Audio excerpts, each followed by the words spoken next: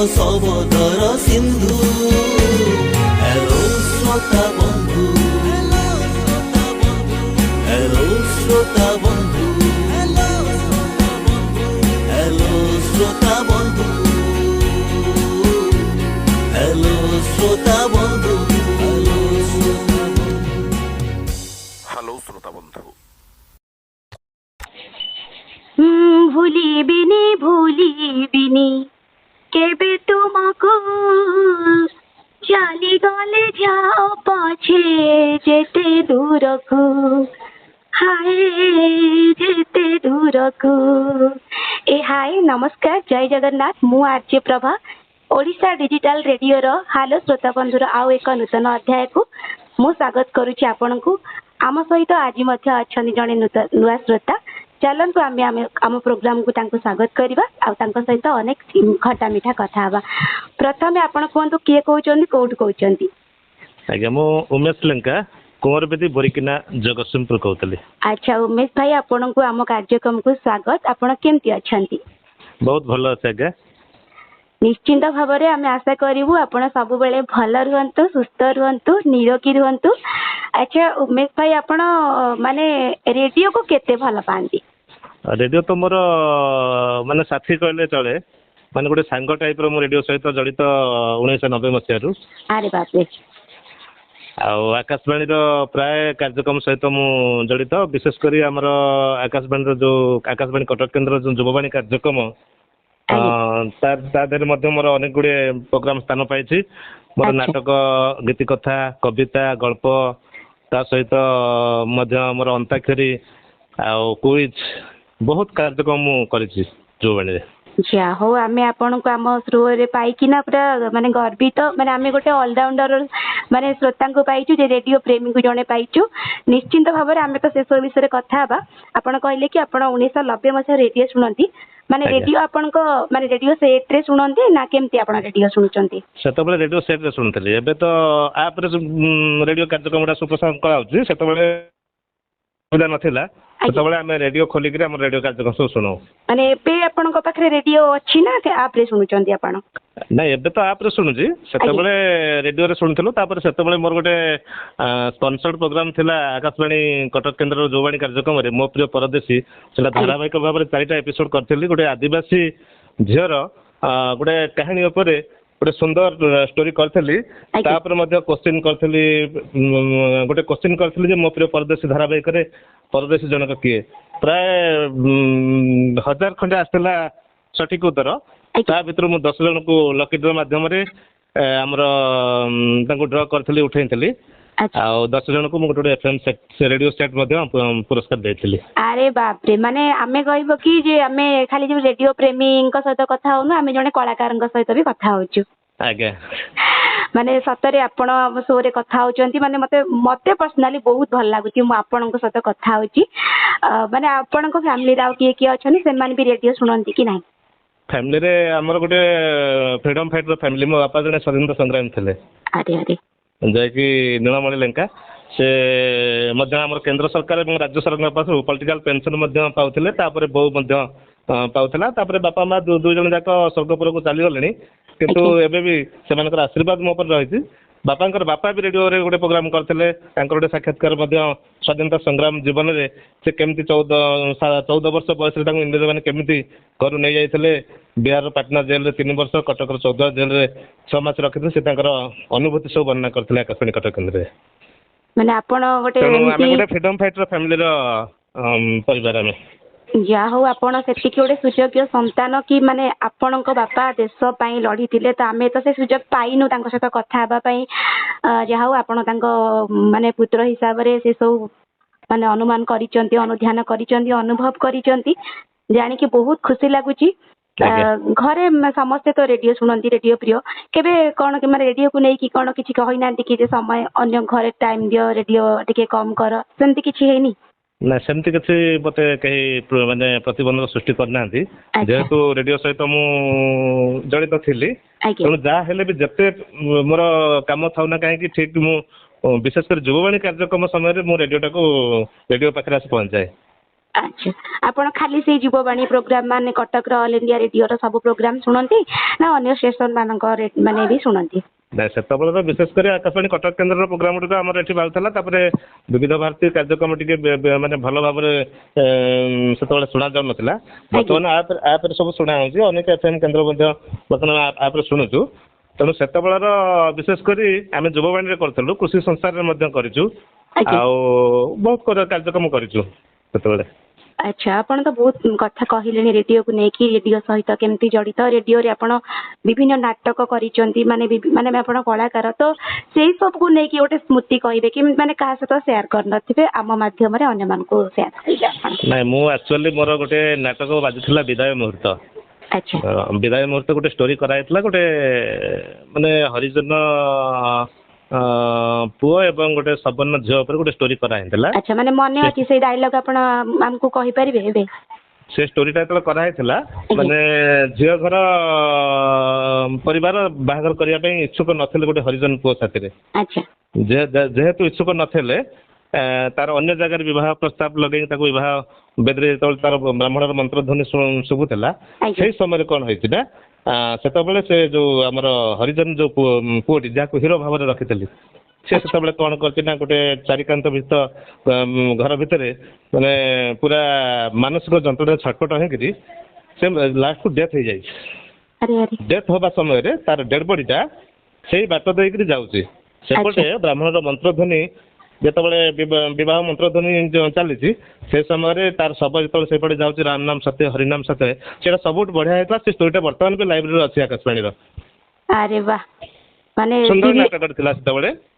ସେ ନାଟକଟି ଏବେ ବି ଲାଇବ୍ରେରୀରେ ଗଚ୍ଛିତ ରହିଛି। ହୁଏତ ସମୟ ସୁବିଧା ଦେଖି ତାକୁ ବଜାଉଥିଲେ, ଏବେ ବି ଆଉ କାହିଁ ମୁଁ ତାକୁ ଶୁଣିବାକୁ ପାଉନି। ନିଶ୍ଚିନ୍ତ ଭାବରେ ମୁଁ ଯଦି କେତେବେଳେ ବି ସେ ନାଟକଟି ଶୁଣିବି, ଆପଣଙ୍କୁ ନିଶ୍ଚିନ୍ତ ଭାବରେ ମନେ ପକେଇବି।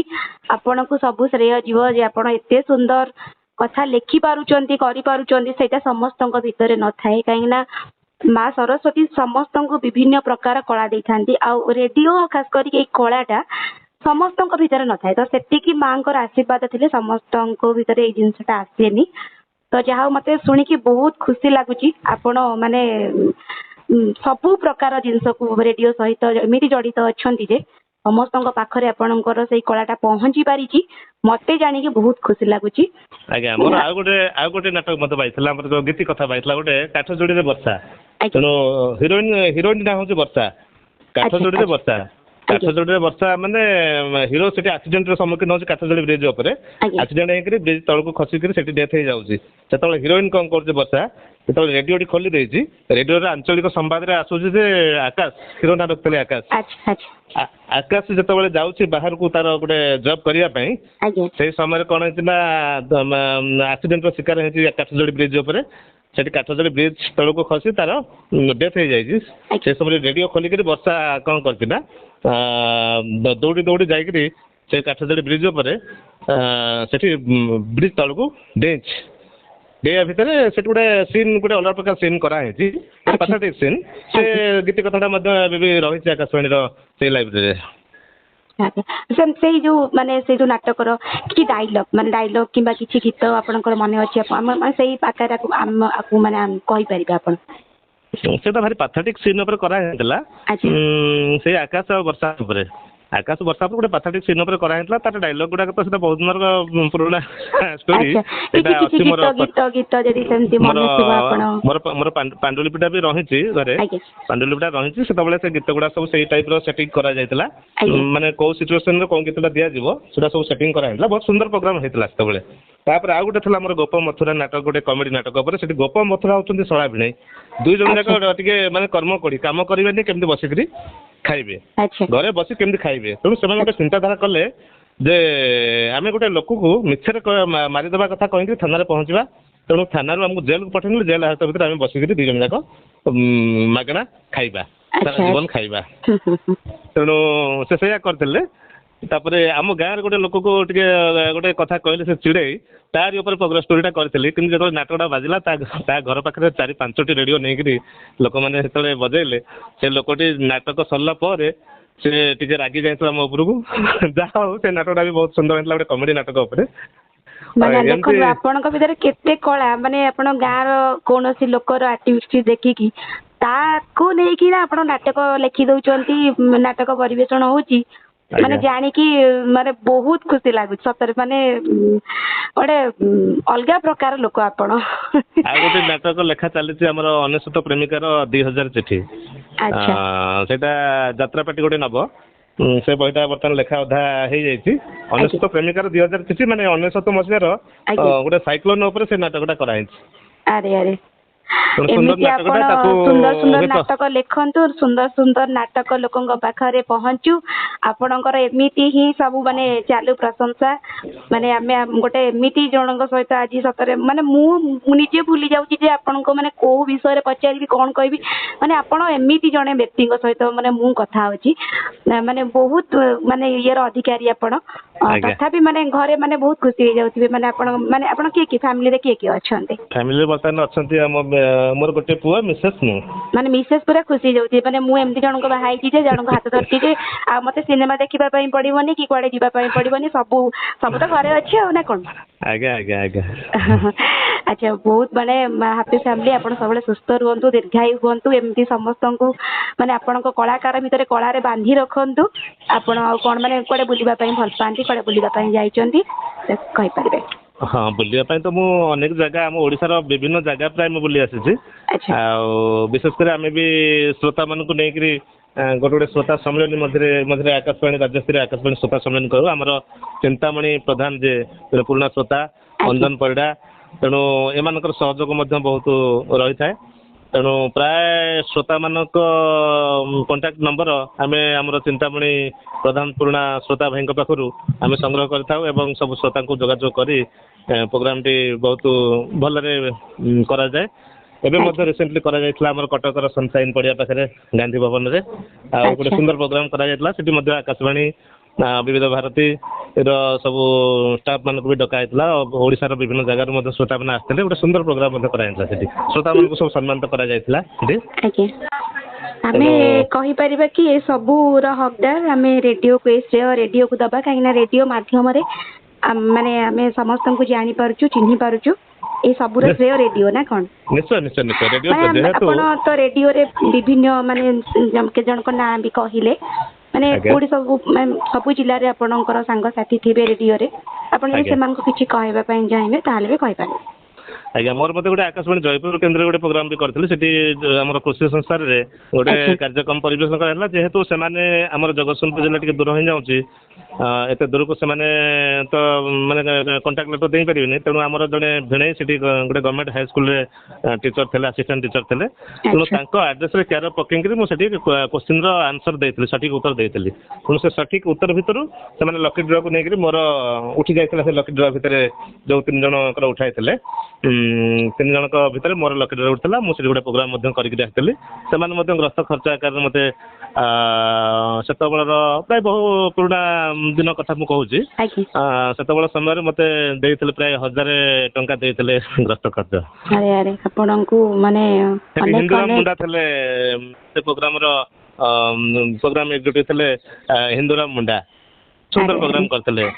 ବହୁତ ବହୁତ ଶୁଭେଚ୍ଛା, ଅଭିନନ୍ଦନ ଆପଣଙ୍କର ଏସବୁ କଳା ପାଇଁ। ଆମେ ତ ସମୟ ଅଭାବ, ତଥାପି ଆମେ ନିଶ୍ଚିନ୍ତ ଚେଷ୍ଟା କରିବୁ ଏମିତି ଜଣେ କଳାକାରଙ୍କୁ ଆଉ ଥରେ ଆମ ସହିତ ଯୋଡ଼ିବା ପାଇଁ, କଥା ହେବା ପାଇଁ। ଆପଣ ଯଦି ଆଉ କାହାକୁ କିଛି କହିବା ପାଇଁ ଚାହିଁବେ ରେଡ଼ିଓ ମାଧ୍ୟମରେ ଏଇ ପ୍ରୋଗ୍ରାମକୁ ଆସିବା ପାଇଁ କି କ'ଣ? ଆପଣ କହିପାରିବେ। ତେଣୁ ମୁଁ ଆମର ଓଡ଼ିଶାର ଅଗଣିତ ଶ୍ରୋତା ଯେଉଁ କୋଣ ଅନୁକୋଣରେ ଯେଉଁ ଶ୍ରୋତା ବନ୍ଧୁମାନେ ଅଛନ୍ତି ଏବଂ ରେଡ଼ିଓ ଶୁଣୁଛନ୍ତି, ମୁଁ ସମସ୍ତଙ୍କୁ ଅନୁରୋଧ କରିବି ଆମର ଏଇ ଯେଉଁ ହ୍ୟାଲୋ ଶ୍ରୋତା ବନ୍ଧୁ କାର୍ଯ୍ୟକ୍ରମରେ ସାମିଲ ହୁଅନ୍ତୁ ଏବଂ ସେମାନଙ୍କର ଆକାଶବାଣୀ ସମ୍ପର୍କ ଅନୁଭୂତି ରଖନ୍ତୁ। ବହୁତ ବହୁତ ଧନ୍ୟବାଦ। ଆମ ସହିତ କଥା ହେଲେ, ଆମ ଶୋରେ କଥା ହେଲେ ଆପଣଙ୍କୁ କେମିତି ଲାଗିଲା? ସୁନ୍ଦର ଲାଗିଲା, ବହୁତ ଭଲ ଲାଗିଲା। ଆମେ ମଧ୍ୟ ଆପଣଙ୍କ ସହିତ କଥା ହେଇକି ବହୁତ ଖୁସି ହେଲୁ, ବହୁତ ଭଲ ଲାଗିଲା। ଆଶା କରିବୁ ଆଗାମୀ ଦିନରେ ଆପଣଙ୍କୁ ଆମେ ଆଉ ଥରେ ଯୋଡ଼ିବା ପାଇଁ। ଆପଣ ଦୀର୍ଘାୟୁ ହୁଅନ୍ତୁ, ସୁସ୍ଥ ରୁହନ୍ତୁ। ମହାପ୍ରଭୁ ଜଗନ୍ନାଥଙ୍କ ପାଖରେ ଏତିକି ପ୍ରାର୍ଥନା। ଆଜି ପାଇଁ ରହୁଛୁ, ନମସ୍କାର। ହ୍ୟାଲୋ ଶ୍ରୋତା ବନ୍ଧୁ।